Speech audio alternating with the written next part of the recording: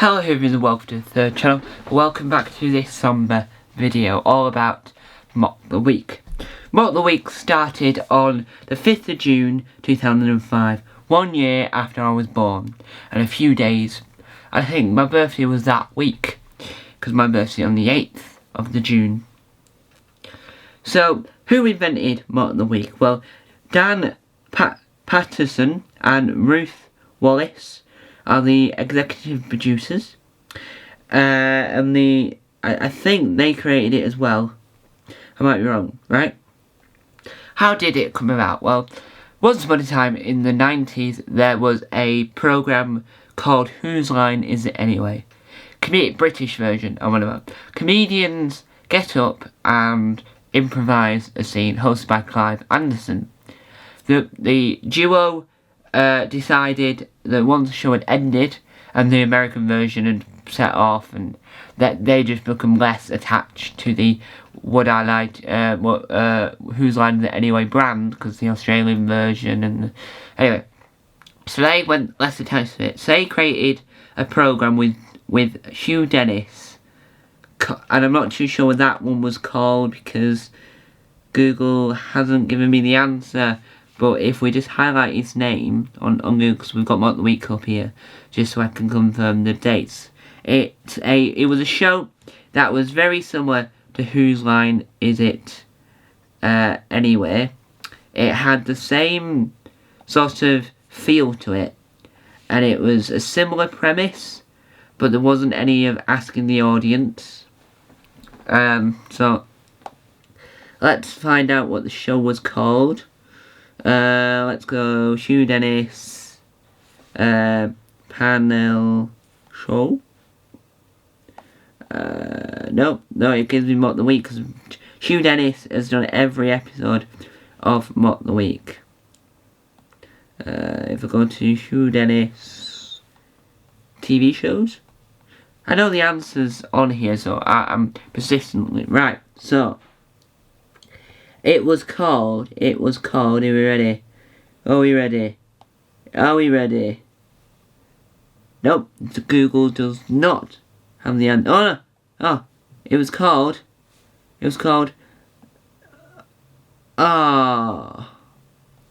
sadly we have no answer to that question. Greg Davis was also in this other panel show. Hugh Dennis, BBC panel show. If I can spell the word show right, we'll get the answer. See, this is improvised, these videos, because then I can get the ideas out of my head. I can get it out of my head. Let's go improv. It was called... there it is. It's called Fast and Loose. That's it.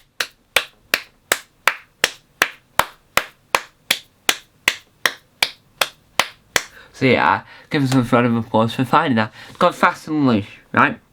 So with having Hugh Dennis hosting that did not become the success they were after. So they decided to create a phenomenon that was Mock the Week.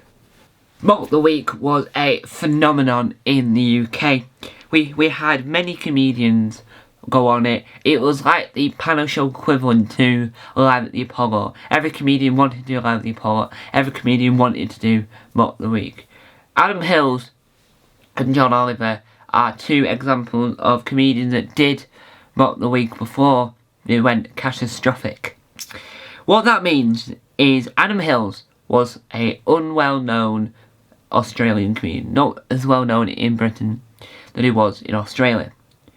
He then, in 2012, started The Last Leg and became a phenomenon. He is now really well known in the UK. John Oliver was sort of well known in Britain and was not well known in America. And then did Mock the Week and left and went on to do Tonight with John Oliver. Now he's coming back to the UK to do the Home Section TV programme, which is like a sitcom. Well, it is a sitcom. They'll be airing on the 3rd of November 2022 on All 4, and then it'll be on a later date on Channel 4. A weird way of doing it, but hey ho. So, back to Mock the Week. Mock the Week then started. It was a topical panel show where each week they would record it on the Wednesday night, or they could have recorded it earlier in the earlier series, and they would be as up to date as possible for after the final episode. But we're not going to get into any of the politics because we don't want to talk about politics here. We're here about comedy. With Mock the Week being this success, it was presented by Darren O'Brien. Hugh Dennis was the regular panellist, because in every panel show you have your team captains and regularists, and sometimes you have your one regular panellist, which was Hugh Dennis. Mock the Week is a comedy programme that combines the best elements of panel show stand-up and an improvisation game, with two teams of comedians taking a satirical swipe on the news and world events.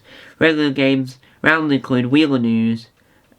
More panelists are tested with performing a stand-up bit on a randomly generated news segment and picture of the week, where the panelists are shown an image to discuss and joke about.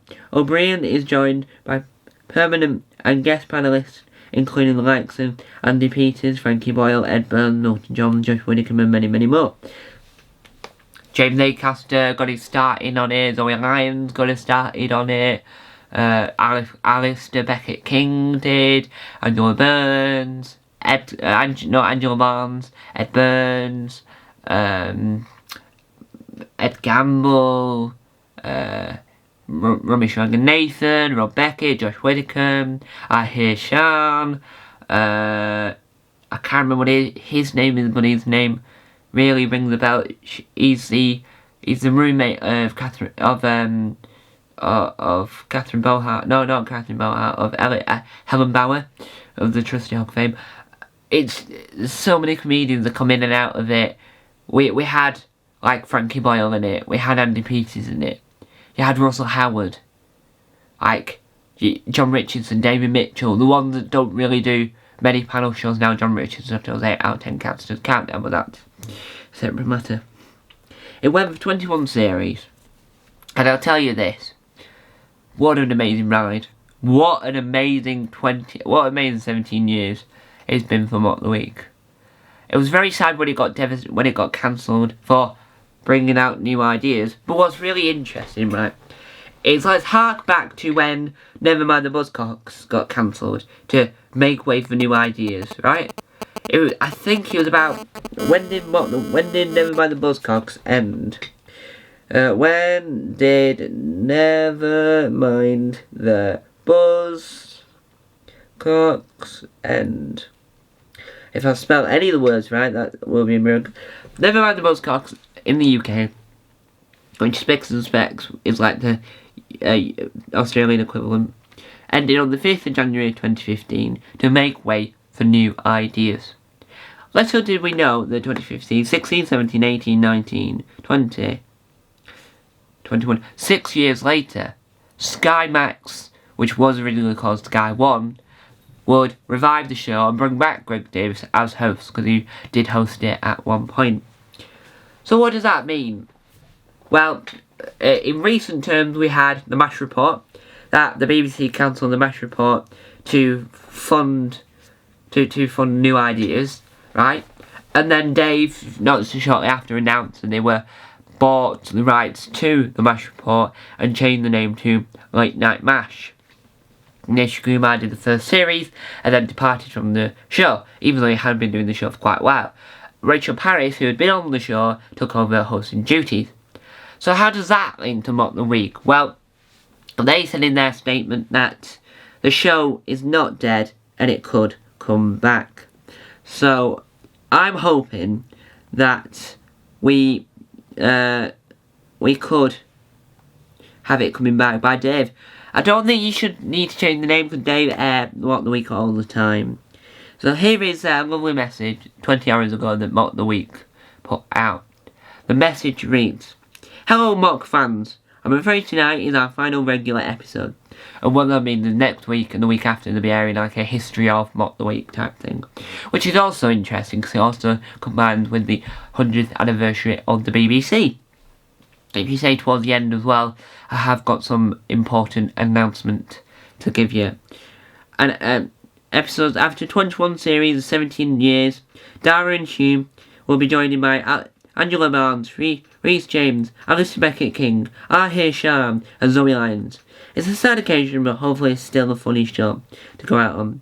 Thank you to everyone on this page, this is the Facebook page, who has enjoyed and supported the show over the years. We love doing it and hope this to resurface somewhere, someday in the future.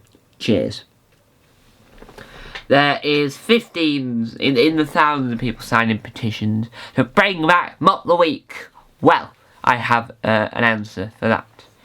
What happens if Dave buys the rights? Because Dave doesn't need to change the name. Dave, like, last night, me and my family watched the final episode of Mock the Week. They played Virulent We'll Meet Again. We'll meet again. Don't know when, don't know how, but I know we'll meet again some sunny day. That, right? And then I went on to Dave, and at 12 midnight, they were airing an episode of Series 19, Episode 4. So Mock the Week is on all the time. It used to be on Netflix, but it's not anymore. Hopefully, this bring back the idea of, like they did with QI, put all 232 episodes of Mock the Week on the iPlayer, celebrate 100 years of the BBC. So, it was a sad occasion, but it was still a funny episode.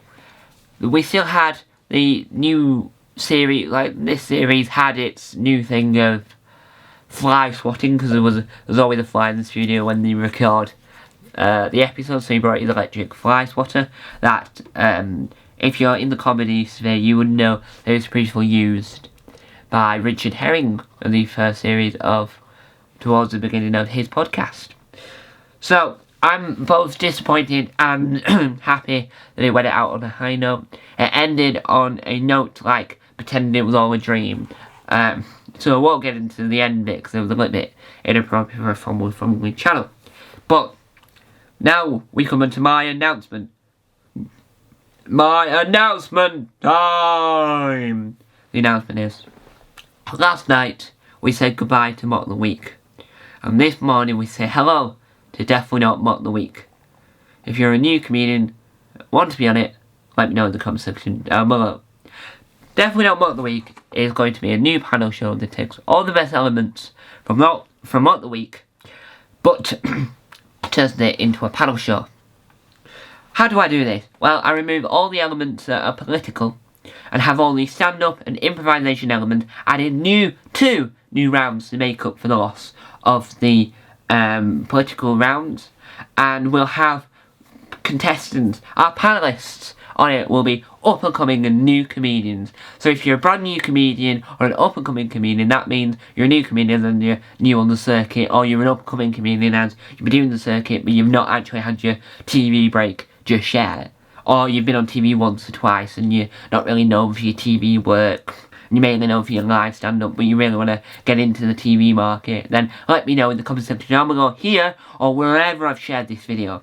Because I want new comedians. I want to be the new Dara O'Brien, because I am playing a character called Definitely Not Dara O'Brien. It's me, but I just want to clarify I'm definitely not Dara O'Brien. So, Definitely Not Mock the Week will happen if you get involved. So, if you want to bring back Mock the Week, the feel of Mock the Week without bringing back the show Mock the Week, come and join in. Come and help out. So, there we have it. Goodbye Mock the Week. But hello, Definitely Not Mock the Week, the panel show of improv, stand-up and hijinks. Thank you guys for watching. Let me put my iPad down so I don't drop it. Thank you guys for watching.